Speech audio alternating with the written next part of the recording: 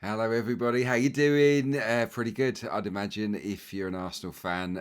My name's Adrian Clarke. This is The Breakdown, and today I'm going to be analysing Arsenal's massive, mahoosive, gargantuan 1-0 win against West Ham United. It wasn't easy. It was never going to be easy. I think West Ham have been in great form, particularly at London Stadium, and even though I didn't think they were great on the day, they were never going to roll over and make this a walk in the park for Arsenal. So it was full of drama. I think the fallout from the big decision at the end of the game has actually staggered me. I've got to be honest. I don't think we really need to go too much into it, but before we get into the nuts and bolts, David Raya is clearly fouled.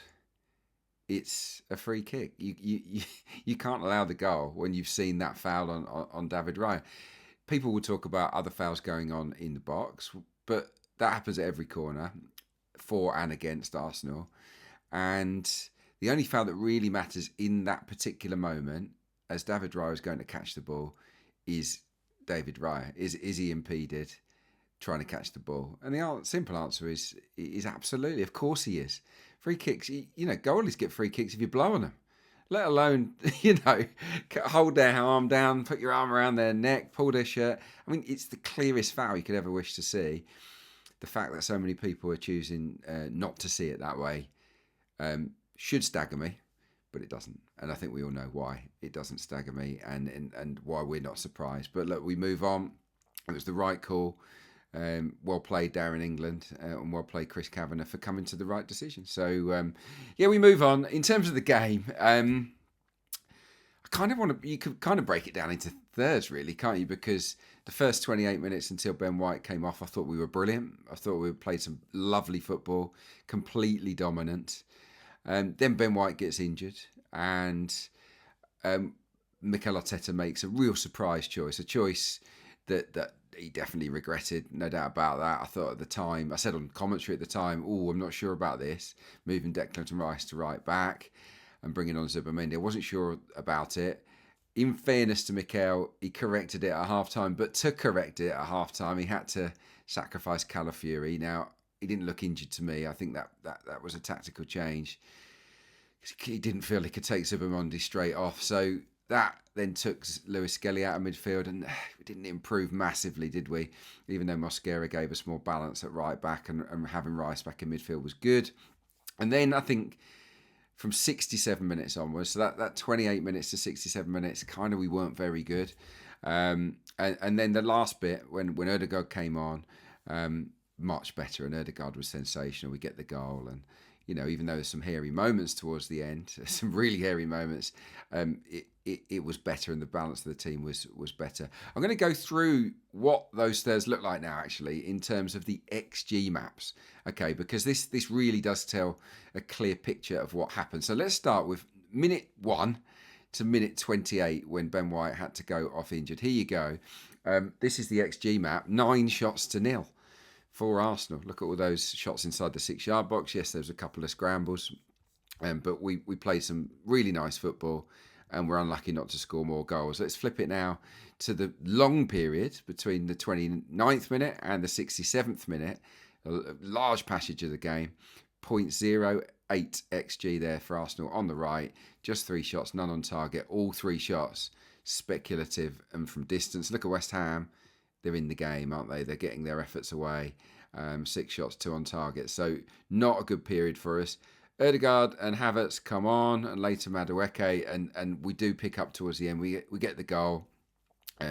We get shots in from inside the box. We make headway. It's a very simplistic way of looking at it, but that, I think, tells the story of the game. And Mikel Arteta, I think, made a couple of mistakes tactically. But what I will say is not many managers have the courage to admit they're wrong. And he did so swiftly. He was decisive in his actions. And ultimately, he found a way to win the game. So well done. It's probably my overriding thought, because it would have been easy to be stubborn there and to say, no, that's my choice and I'm going to stick with it. And it wouldn't have been the right call. We needed Declan Rice in the centre of midfield.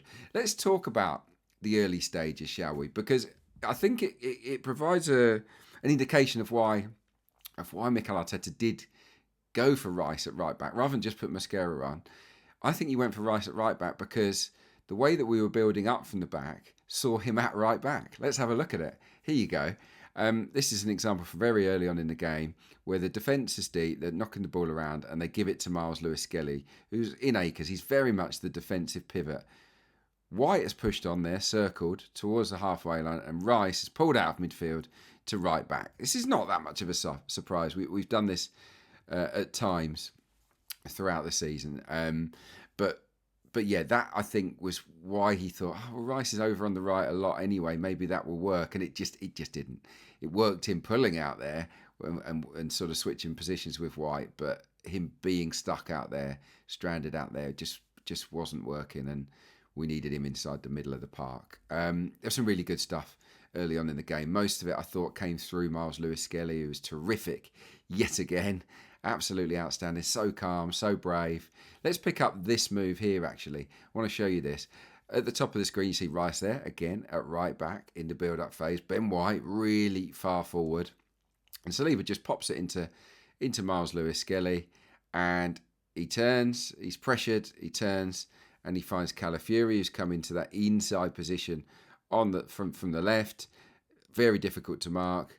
He goes wide to Trossard, as you can see here, and then makes a run in behind the right back, Jean-Claire Todibo. So, Lewis-Skelly getting it on the half turn, moving it forward.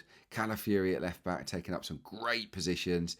Like, who marks him there? Is it a central midfielder? Is it one of the three centre halves? Is it the winger that tucks inside? It's asking questions. And I don't think West Ham had the answers to that early on. And it was a real shame, actually, that Calafiori had to be sacrificed at half-time. Because for me, he was a difference maker. No doubt about that. MLS and his positioning then, really, really interesting, the way that we used him. Because it was like we deliberately created a big area for him to receive passes in. We left him all on his own, and he was more than willing to take responsibility and handle that. This example is an excellent one. So here we go. White this time plays it into Lewis-Skelly. Look at that red circle I've got there. Look, no one else is getting involved, are they? Rice is out wide again. Ezza's staying high.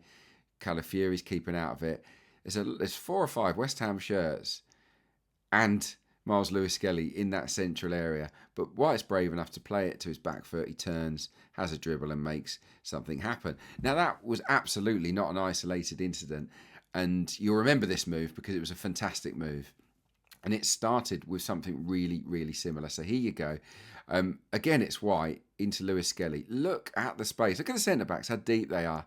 They're doing that on purpose. They're making the pitch feel massive to West Ham, who only want to commit 5 players to the press. They've got the back 5 in place. They're leaving the pressing to the front 5. And what Arsenal are doing is making that mini pitch absolutely gigantic. Ezza stays high. Rice pulls to the wing. 2 centre-backs deep. Calafiori's not even getting involved. And White is brave enough to play it into Lewis-Skelly, who's brave enough to receive it. He turns. They close him down, and he plays that forward pass into Calafiori through bodies. That's courage. That's backing your ability. Miles Lewis-Skelly brings that to the team. There you see Gyökeres intelligently moving away, taking a defender away. With a little run as well. Calafiori, of course, goes wide to Trossard, who's hugging the touchline. And then we saw that trademark outside of the foot pass from Trossard in behind. And again, Calafiori runs off to Debo and gets a shot away. And he probably should do a little bit better, actually. Maybe hit it earlier with the outside of his foot or go right-footed. It was a good block from Mavropanos, but great football. And really intelligent in the way that we used Miles Lewis-Skelly. Calafiori was obviously on fire, and I thought the team in general were popping the ball around nicely. This was a great move. I mean, the steals don't really do it justice, but I've done my best here. You'll remember the move. Ezza gets it, he drops the shoulder, and then this happens. He plays a lovely little 1-2 with Declan Rice. That wasn't the only 1-2 that Rice played in this game, by the way. And as we flick it on, Ezza drives inside, plays it into Calafiori, one touch, pops it off to Gyökeres, gets it back, and then his shot was absolutely superb, wasn't it? It was a brilliant shot that swerved just away from the top corner, but really terrific football from Arsenal, and we just had that flow. We had our team, we had our flow, and there was only going to be one winner, and Arsenal were probably going to be comfortable winners. It's just the finishing that was missing early on in the game. White gets injured. We make these tactical tweaks and they don't work. And Zubamendi, unfortunately, doesn't have a good influence on the game. Isn't able to really do what Miles Lewis-Skelly was doing in midfield. And everything slowed down to a bit of a halt. It was kind of walking pace, really, at the start of the second half. Really, really slow. We weren't moving West Ham around at all. And the game was sort of dying on its backside. There was a bit of a void. Everything just slowed down. And then Odegaard came on and said, you know what? I'm going to take responsibility. He gets a lot of criticism, Odegaard. People say he plays it too safe. And on occasion he will. Granted, I accept that. He probably accepts it. But no one can persuade me that he's a player that lacks courage. He wants responsibility. He wants to be the talisman. And in this game, he came off the bench and made a difference, a massive difference, because he played the forward passes that we played early on in the game. He was bold enough to go there and do it. Here's one here, excellent, coming in off the right. You see the red arrow here? Declan Rice is screaming for it. He's saying, give it to me, give it to me. And he's actually turned down on a really easy pass to play a difficult ball in behind for Havertz, who then cuts the ball back for Rice, and it's really well defended. That was quality from Martin Odegaard, as was this. There he gets it. Again, Madueke makes a run, and he just doesn't wait. He doesn't slow it down. Plays an early ball in between the centre-back and the full-back, Madueke, and the cross actually is quite poor in the end. And then, of course, we get to the goal where Martin gets it, and he holds on to it, doesn't he? He's not in any hurry. He won't be rushed. And he just assesses the situation. He looks up and everything's a little bit static. And he thinks, I'll have a little mazy dribble. And he plays that 1-2 with Declan Rice. We pick it up here. He has a little dribble, flicks it into Rice. Rice, excellent to play at one touch. Because that's not an easy pass through bodies to Martin Odegaard. But that's what you need to do. If you want to open up and pack defences, you've got to play one touch. You have to. And he does. And then Odegaard. What I like there is that he didn't rush. Look at Trossard holding his position on the edge of the box. Inexperienced players might run into the box there and run into markers. Trossard doesn't. Okay, that's really, really important.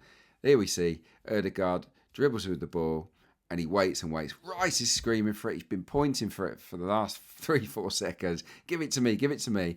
And Odegaard doesn't give it to him because he thinks Trossard's the guy. Trossard's closer to goal. Trossard has more chance of scoring from where he is.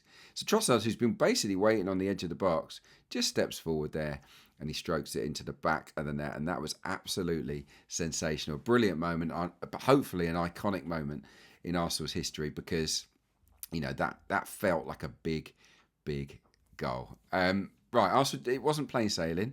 Arsenal had some issues, I thought, in the game, particularly in the second half. And a lot of those came from long balls. And I just want to explain what happened and where we need to improve on with dealing with long balls. Because Burnley and Palace will go long on occasion in the final 2 league games of the season, particularly if they look at the video of this game and see where West Ham got a little bit of joy. Okay, so here we pick it up. It's a long ball. I think it might have been from the goalkeeper, actually, who clips it high, Hermansen, and Saliba goes up with it with Pablo. Now, Declan Rice has tracked the run of Jared Bowen there. Okay, that's just diligent play. He doesn't want to let him go, so he's effectively a third centre-back. But what that means there is that there's a bit of a dead zone in where the red square is, and this is the payoff for bringing on Odegaard and Havertz, two super attacking midfielders. They're not always going to be alive and bright to the second balls, to the knockdowns, okay? This is where your Zubamendis and Miles Lewis-Skelly just pick up that knockdown from Saliba. Well, that doesn't happen here. The ball gets knocked down, and look at that. Souček and Matheus Fernandes are onto it first. Odegaard and Havertz, look, I was an attacking player. They just have switched off a little bit. They haven't anticipated where that ball's going to fall. The West Ham players have. And then what we see is Fernandes play that really clever 1-2, drive into the box. I think he should shoot earlier. If he shoots earlier, he scores. But look at the save. Look at that right leg out from David Raya. He's come out quickly to narrow the angle. And that is an unbelievable save from David Raya with his right foot. So absolutely superb from him. I love David Raya. I think, how many times has he produced those sort of match-winning saves this season. I just think goalkeepers, if you've got a good goalkeeper, and Arsenal have got a great goalkeeper, make no mistake about it, if you've got a great goalkeeper, then they can get you out of jail, and they absolutely get you extra points. And David Raya has done that over and over again this season. That save was huge, and I think if Arsenal do go on and win the league, that save will not be forgotten. We had the moment at the end of the game with the corner, and how did that corner come about? I want to show you because it's another long ball that we didn't deal with very well.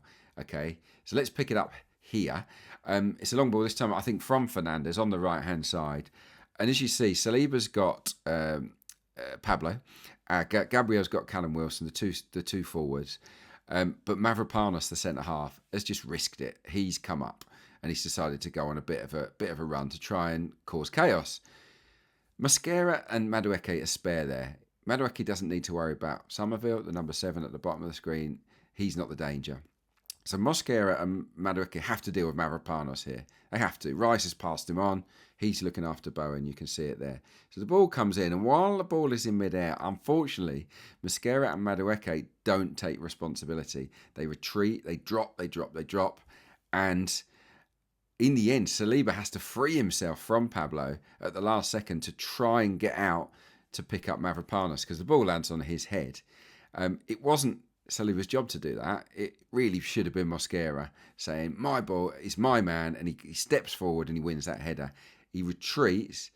It means Saliba then has to react and try to get to Mavropanos. He can't. He nods the ball down, and then, of course, it bobbles around, and we see one of the blocks of the season from Gabriel Magalhaes. Trademark. Look at that. He's got the old quad stretch going on there. The knee is out, and I think that's a goal if he doesn't make that block there. Gabriel Magalhaes, absolutely phenomenal from him. And then the corner comes in, and we all know what happened next. I don't want to go over it. You're sick of seeing all these steals and whatnot of the fouls, and no doubt other people, non-Arsenal fans, claiming that we're producing this foul and that foul. The bottom line is very, very simple for me. The player with the most material impact on that moment is David Raya. He's come out to catch the ball, and is he fouled or not? The answer is categorically he's fouled. It's the end. It's not even controversial. It's not even close to being controversial. So it's the right call. I don't like VAR. I'd happily lose it, but on this occasion, it did come up with the right answer. So yeah, we applaud the officials for being strong in that moment. And look, it's a huge 3 points. It's nothing's done. Absolutely nothing's done. But put ourselves in a great position now, and that was a big hurdle that was overcome. Right, let's get to the player ratings before we knock this particular show on the head. I'm going to start with David Raya. I'm going to make him Arsenal's man here. Man of the match, David Raya, 9. Obviously, that stunning save is worthy of it alone. There was also a really good save from a diving header from Castellanos. That was the only other time they really threatened. Would you remember Calafiori sort of couldn't control the ball, bouncing ball. Wan-Bissaka we claimed the foul. It wasn't a foul. He strides forward, and it's a really good cross. And actually, Saliba didn't defend that very well from Castellanos, but it was a great diving header and a fantastic save. But yeah, he just fills me with such confidence, Raya. In the big moments, he steps up, and for me, he deserves a 9. Ben White, 7. Good game from him up until the point he got injured. Felt absolutely sick for him. Don't know the nature of the injury, but looks like it could be season over. It could be World Cup chances over as well. Absolutely gutted for him, because we had our team, and our team was fluent. We were flowing, and yeah, just starting to gel. And then we had to sort of do these tweaks that we eventually got there. But yeah, it was a real disappointment to lose Ben White. Saliba, I'm only going to give him a 6. I think he struggled a little bit at times defensively. He's had a great season, and he was fine enough on the ball, but he didn't deal with the long balls particularly well. And I thought on that Castellanos chance, he should have done a lot better. He's really on his heels. Gabriel, 7, great block. Did some good things. Didn't play enough forward passes for my liking, but he's kind of hasn't done that as much the last couple. But we want him in the team. He's an excellent player. 7 for him. Calafiori hooked at half time, but it was an 8, wasn't it? The first half, he was quality, rampaging, causing West Ham all sorts of problems. Loved his positioning. unbelievably unlucky not to score. I remember that flick header as well. I haven't even shown you that, but from the Declan Rice free kick, he frees him, he stays on side, and then he twists his body quite magnificently. Deft header, and it's going in. It's an unbelievable stop on the line, actually, from Mavropanos. So he could have had a hat trick in the first half. Calafiori, brilliant he was, and him and Trossard just works for me. Rice 7, yeah, look, did well. 1-2 for the goal, was great. There's some good moments in there, some good driving runs as well. Felt for him at right back, but yeah, overall a good game without being sensational. Miles Lewis-Skelly 8, very good for me. I think the first half excellent, outstanding. Second half he wouldn't have wanted to go to left back. That would have made him uncomfortable, but I thought he did a good solid job. So yeah, another step in the right direction for Miles. Ezza's 7, love that little move I showed you earlier, the drop of the shoulder.